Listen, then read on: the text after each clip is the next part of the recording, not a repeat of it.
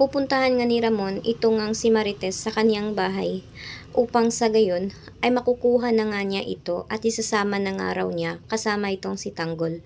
Subalit ay nakita nga niya na nandun pala si David at ito ngang si Ramon. Subalit ito namang si Ramon ay hindi nga siya lumaban sa mga ito at mahinahon nga siya niyang kinausap ang mga ito. At dahil dito ay nagulat nga itong si Marites at tinanong nga niya kung ano raw ang kanyang sadya at bakit siya nagpapakita dito. Sinabi naman ni Ramon na nais lang naman umano siyang kausapin nito. Nagalit nga itong si Rigor dahil sa lakas ng loob niyang pumunta doon.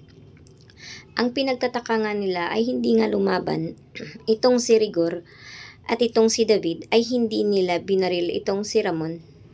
At dahil dito hindi na rin lumaban itong si Ramon. Kaya naman ay nagtataka nga sila kung ano ang nangyari. Buong akala nila ay muli na namang magpapatayan ang kampo. Dahil na rin sa matinding galit nito, lalong-lalo na si Rigor dito kay Ramon. Subalit ay nagtataka rin itong si Marites. Galit itong si Marites dahil biglang ang pumunta doon si Rigor.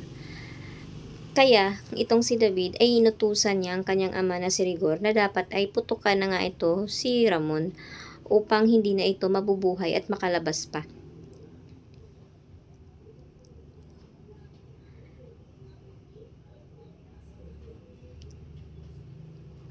Subalit naman itong si Ramon ay wala na ngang magagawa dahil ayaw ni Rigor na isama si Marites.